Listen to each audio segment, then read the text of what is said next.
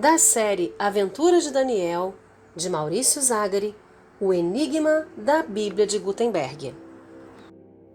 Capítulo 2. Domingo, início da tarde. Se não despertar, virei subitamente até você como um ladrão. Apocalipse, capítulo 3, versículo 3. Os policiais estavam por toda parte. Uns examinavam a valise à procura de digitais ou sinais de arrombamento. Outros analisavam o gabinete do pastor, a maçaneta, a janela, tudo. Qualquer pista que revelasse de que forma o ladrão tinha levado a valiosíssima Bíblia de Gutenberg era importante naquele momento.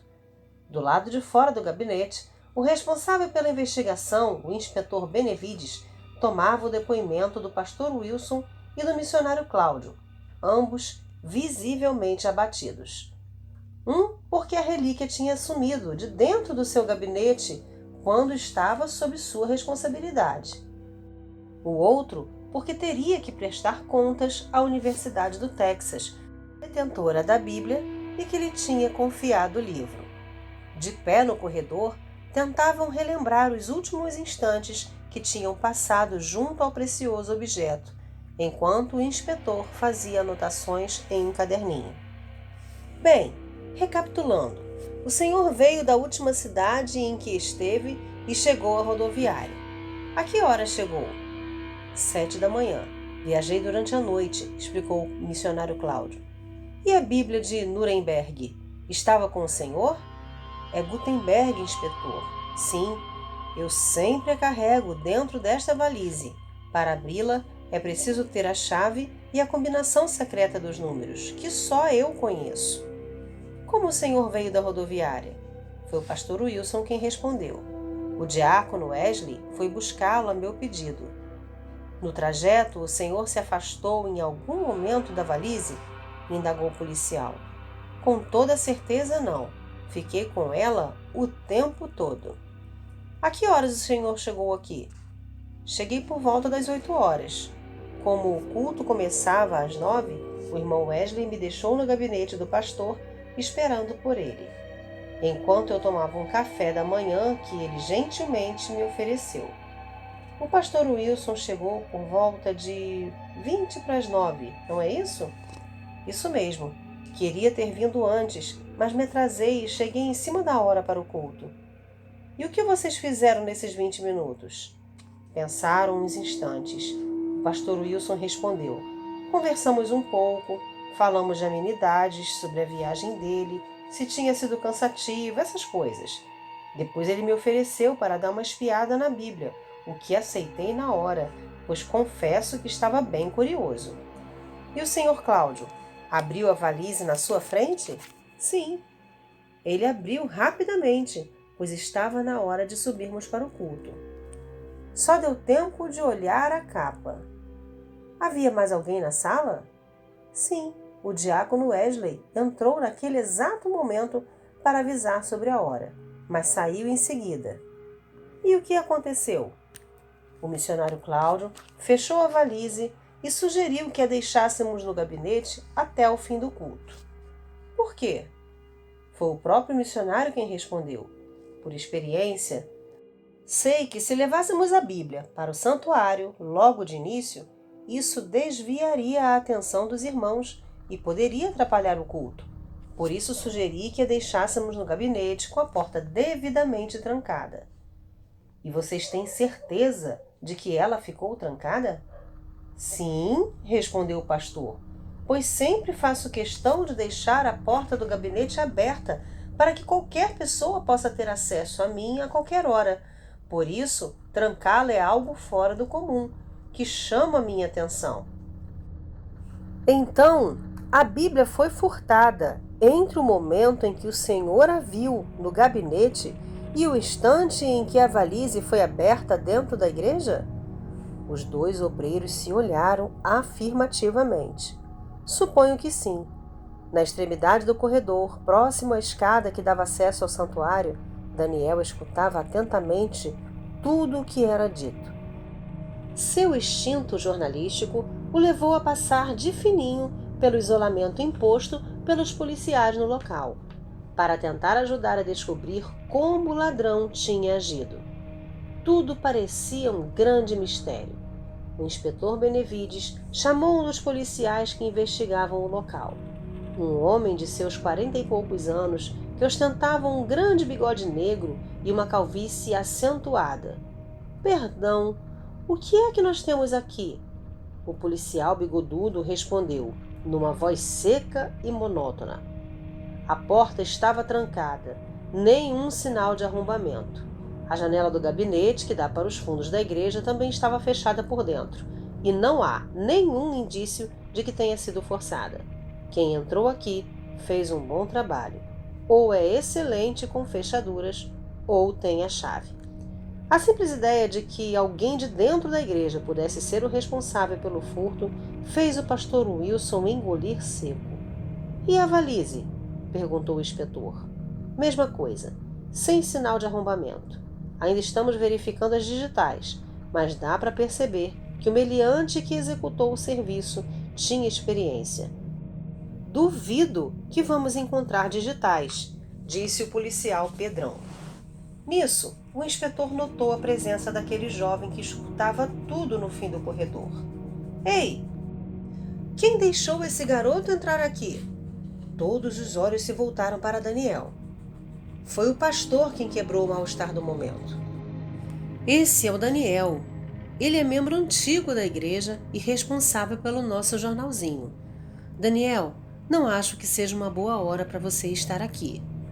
Tomando coragem, ele respondeu, Pastor, eu gostaria de ajudar. Será que poderia dar uma olhada por aí? Pastor Wilson virou-se para o inspetor Benevides. Ele é um garoto muito esperto, talvez possa realmente ajudar. O senhor se incomoda? Benevides e Pedrão olharam para Daniel de alto a baixo e deram um sorrisinho que parecia dizer: o que esse rapazinho pode descobrir que nós, policiais experientes, não podemos? Pedrão, sua equipe já terminou com o gabinete? Sim, estamos examinando agora a sala ao lado, onde fica a copa, e a última sala do corredor, o depósito da igreja. Benevides fez um gesto com a cabeça. Pode entrar, rapazinho? Muito obrigado, inspetor. Daniel pediu licença e entrou no gabinete. Ele conhecia muito bem aquela saleta. Havia anos que frequentava o local, especialmente nos 2 últimos, por causa do trabalho que fazia com o arauto. Se houvesse algo estranho, ele encontraria. Olhou à esquerda. Ali ficava o computador da igreja, com a impressora, onde editava o jornal.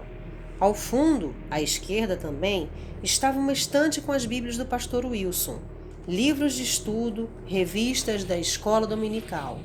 Passou os olhos de cima a baixo. Aparentemente, tudo estava no lugar. Ao centro, ficava a mesa do pastor, com 2 cadeiras para os visitantes. Acima dela, uma janela que dava para uma pequena área dos fundos da igreja, na verdade, um espaço minúsculo entre a parede e o muro do vizinho. E à direita, junto à parede, um armário de madeira ocupava todo o espaço. Ele servia para guardar muitas coisas, das fichas dos membros ao controle de dízimos e ofertas, passando pelos exemplares de arquivos de O Arauto e antigos boletins. Tudo guardado em muitas gavetas diferentes. Daniel decidiu olhar mais de perto os objetos. Examinou a fechadura da porta e o trinco da janela. Analisou as cadeiras, o armário e até a lata de lixo. Caminhou até o computador.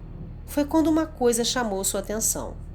Um pouco de sujeira ao lado do teclado, junto ao mouse. Ele raspou o dedo em cima e espiou de perto. Cheirou e enfiou o dedo na boca. Depois de ficar pensativo por alguns instantes, Daniel seguiu para a mesa do pastor Wilson, cheia de papéis, livros e documentos, como sempre. Na verdade, organização era uma das palavras que estavam pela metade no dicionário do pastor. Ainda bem que ele tinha esposa, irmã Esther. Era uma parceria de mão cheia. Auxiliava o marido nas atividades da igreja, estava sempre presente nas reuniões do grupo das senhoras, Elaborava campanhas de caridade e educativas. Era uma bênção. O pastor Wilson se orgulhava muito dela. Aposentada por invalidez muito cedo, já que tinha um problema crônico no coração, aquela ex-professora aproveitava seu tempo livre para se dedicar à casa de Deus. E nas horas vagas, dava uma passadinha no gabinete para arrumar a bagunça que o marido fazia sobre a mesa. Esther, você bagunçou tudo, costumava resmungar ele, quando via que ela tinha arrumado seus papéis e livros. Mas Esther sabia que ele falava aquilo por falar, já que, no fundo, gostava do carinho que aquele gesto demonstrava. Era um casal que se amava de verdade e Daniel admirava aquilo. Uma coisa chamou a atenção dele. Sobre a mesa havia um papel em branco, dobrado, enfiado no porta-lápis. E por mais desorganizada que fosse aquela mesa, pastor Wilson não tinha por hábito colocar papéis no porta-lápis, um detalhe que os policiais jamais perceberiam. Ele estendeu a mão e puxou a folha. Quando viu o que estava escrito, sentiu um calafrio. Pastor! Inspetor! Venham ver isso! Àquela altura, o inspetor Benevide já estava no fim do corredor, junto com o pastor, o missionário e outros policiais procurando pistas no depósito de materiais. Ao ouvir os gritos de Daniel, vieram apressados. Vejam o que deixaram em cima da mesa. E estendeu o bilhete. O inspetor pegou e leu. O texto escrito em letras de computador dizia: Estou com uma Bíblia. Sei que ela é valiosa. Quero 100 mil de resgate. Entro em contato depois para passar as informações sobre a troca. Não abro exceções. E embaixo de tudo vinha escrito o versículo: Como águas profundas é o conselho no coração do homem, mas o homem de inteligência o tirará para fora. O grupo leu atônito a nota. O primeiro a dizer alguma coisa foi o pastor Wilson. Que absurdo! Um bilhete sujo desses com um versículo bíblico. Que desrespeito à palavra de Deus, reclamou indignado. Acho que já li isso em algum lugar. Se não me engano, é o versículo 5 do capítulo 20 de Provérbios, disse Daniel consigo. O próximo a reagir foi o policial. Pedrão, dá uma olhada nesse bilhete. Vê se dá pra gente descobrir alguma coisa daí. Depois foi a vez do missionário Cláudio. 100 mil.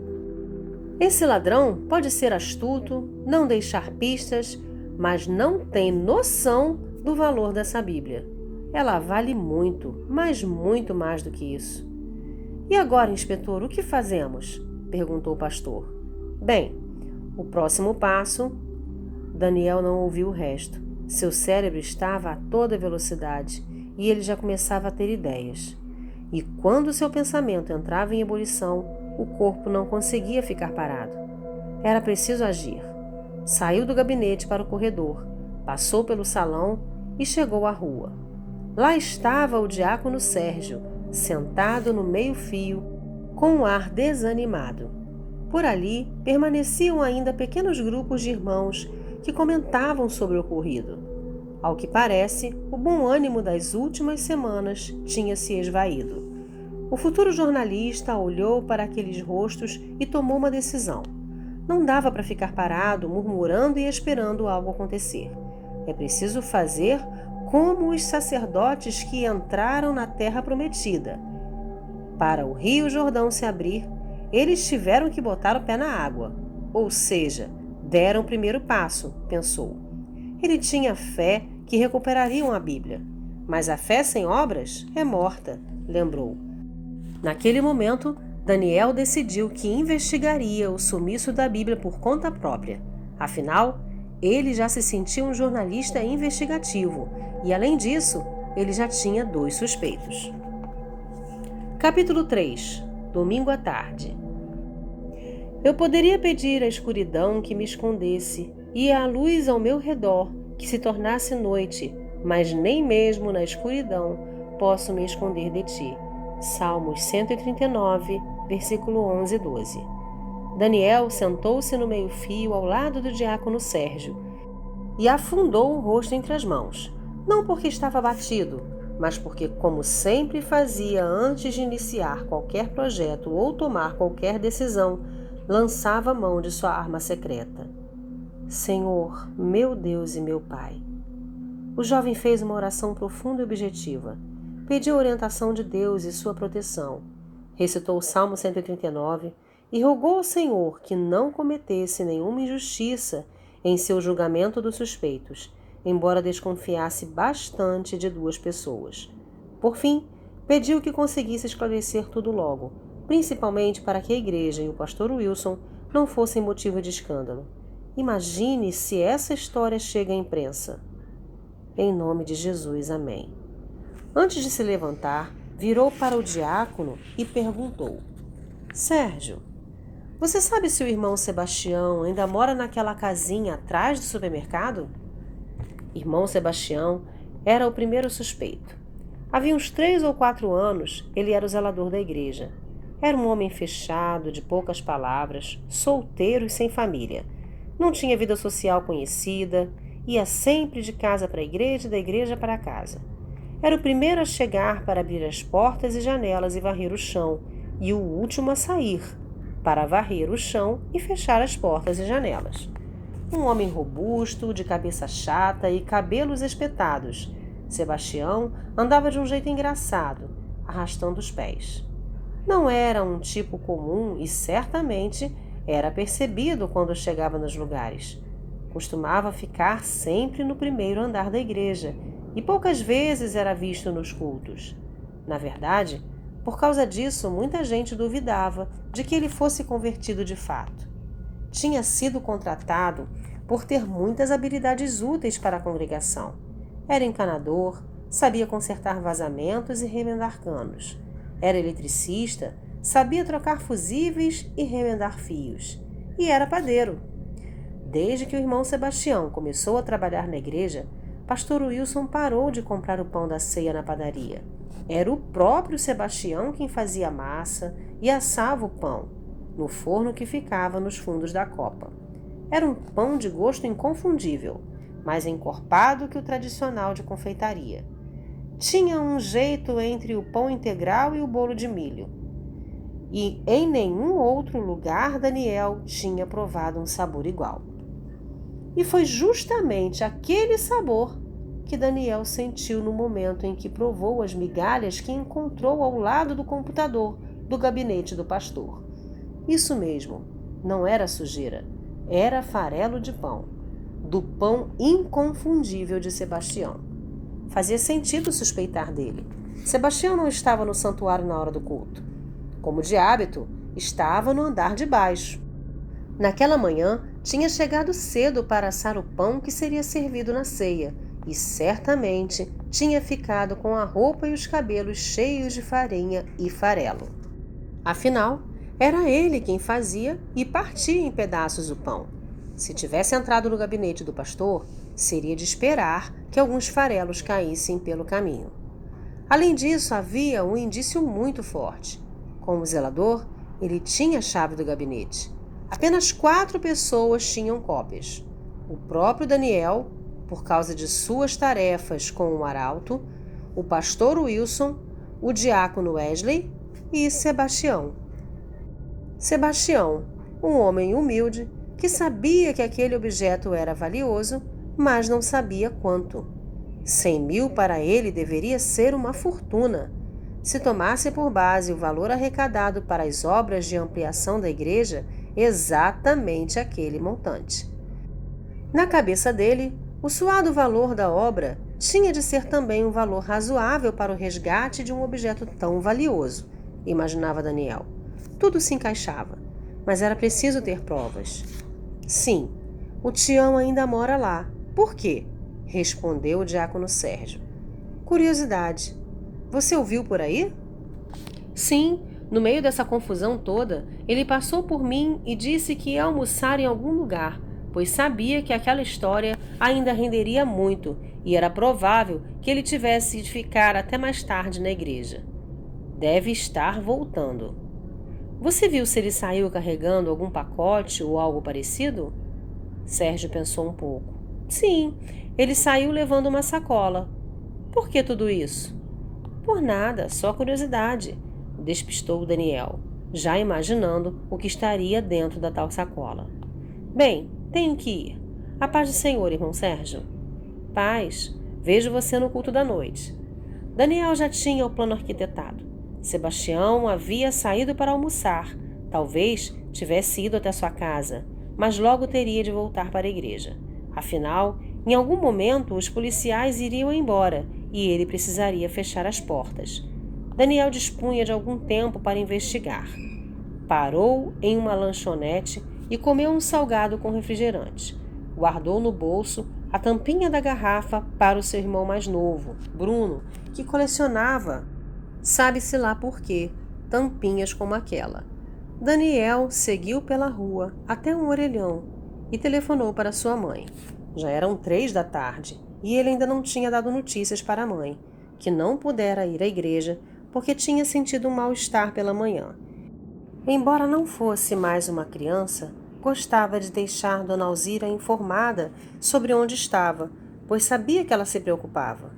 Não custa nada, era sua filosofia. E como seu celular havia quebrado pouco tempo antes, dependia dos telefones públicos para telefonar. Depois que o pai de Daniel morreu, Dona Alzira se tornou uma pessoa mais preocupada. Essa funcionária da prefeitura teve de sustentar e educar sozinha os 2 filhos, na época um com 13 e o mais novo com 3 anos de idade. Não tinha sido fácil, mas aquela mãe tinha acertado num ponto.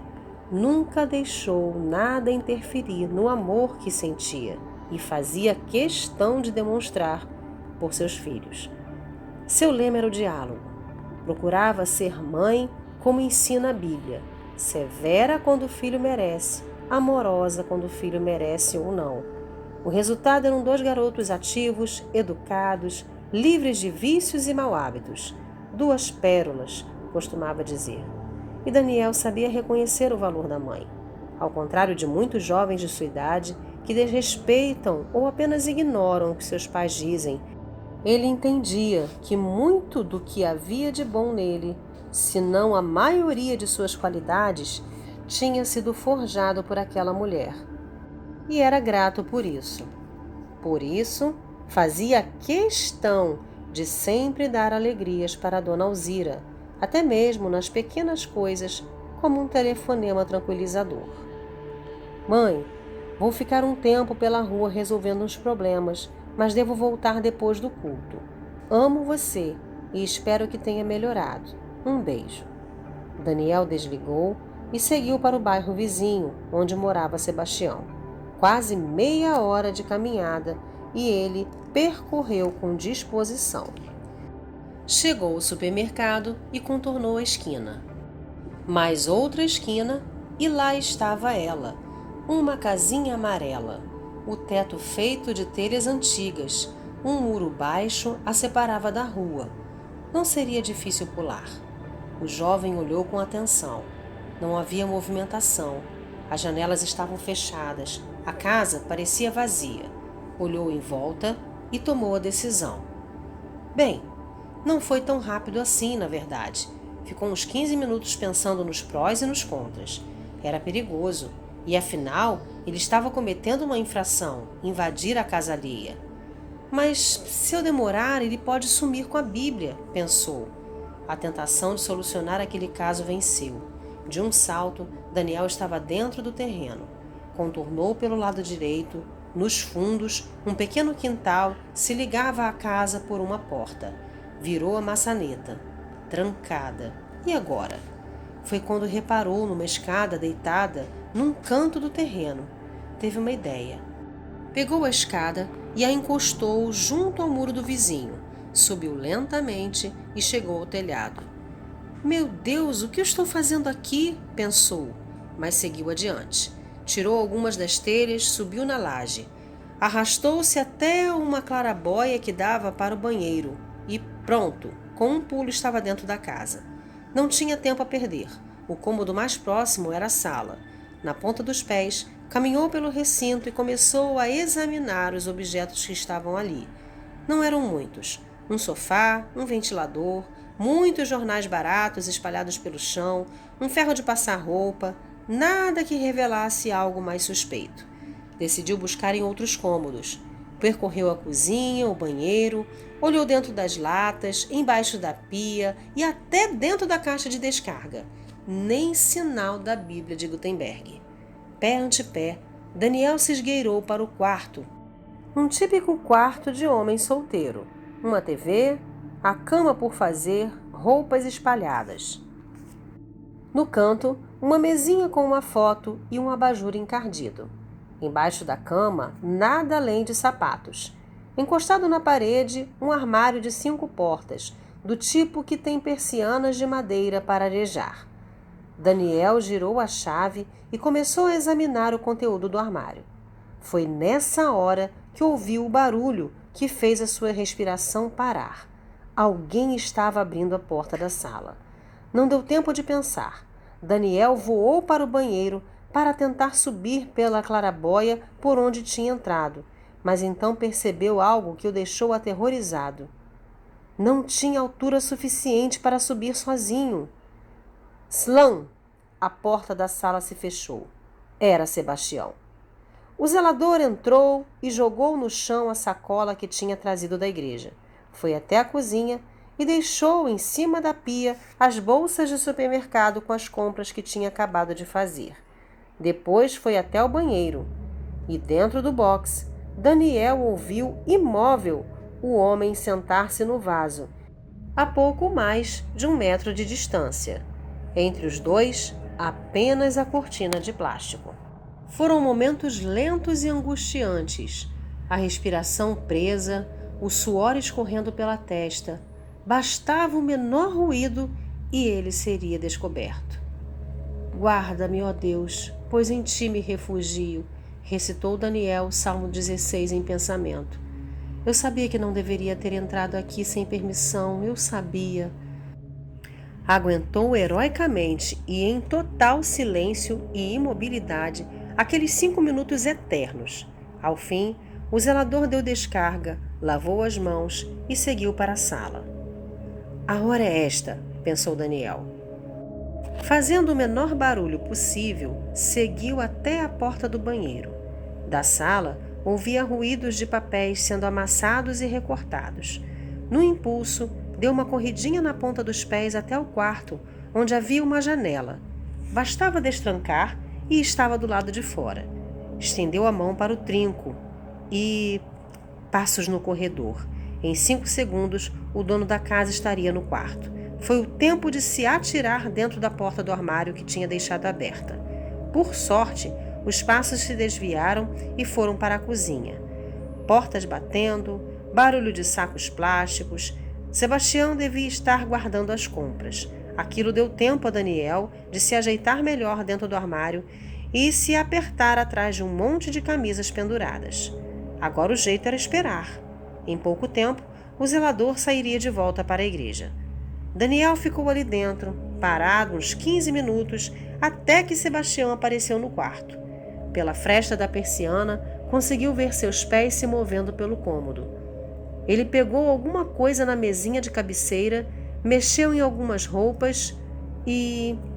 por essa Daniel não esperava. Vendo que a porta do armário estava só encostada, Sebastião virou a chave e o trancou ali dentro. Depois, seguiu para a sala. O último ruído que o intrépido investigador escutou foi a porta da rua sendo trancada. Agora, ele estava só e preso. Durante o período que ficou ali, Daniel teve tempo de sobra para pensar em muitas coisas. Orar foi o que mais fez.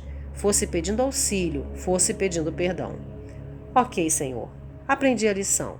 Ir contra a lei, invadir domicílios, nunca mais, mesmo que por uma boa causa. Se está errado, está errado. Sim, sim, não, não. Entendi a mensagem. De vez em quando, parava de orar para buscar uma posição mais confortável, esticar a perna dormente ou as costas doloridas. Também pôde repassar os fatos daquele dia conturbado, rever ideias, aguçar suspeitas. Por fim, Daniel dormiu. Quanto tempo ficou ali, não tinha certeza, mas quando despertou, tudo estava escuro. Foi o barulho da porta batendo que o fez acordar. Ai, que dor! Aguentar tanto tempo trancado em um armário era tarefa para Sansão. Ele estava dividido. Não sabia se torcia para que Sebastião abrisse a porta e ele pudesse dar um jeito de sair, ou para que ele não fosse até o armário, onde poderia dar de cara com o intruso. Daniel não queria nem imaginar essa possibilidade, mas a espera estava longe de terminar. Pelos ruídos, ele imaginava que o Sebastião estaria fazendo. Banheiro, jantar, banho, televisão. Pelo programa que estava passando, dava para supor que já era mais de meia-noite. Ele estava trancado ali há umas 7 horas. Foi então que Sebastião desligou a TV e foi até o armário. Destrancou a porta. Daniel encolheu-se mais ainda por trás das camisas. Fechou os olhos e os apertou com força. Jesus, me ajuda. E ajudou mesmo. O zelador pegou alguma coisa dentro do armário e voltou para a cama, deixando a porta aberta. Pela fresta da persiana, deu para ver o que ele tinha pego. Uma Bíblia. Mas era uma versão simples, provavelmente a Bíblia de uso diário de Sebastião, cheia de anotações nas margens das páginas.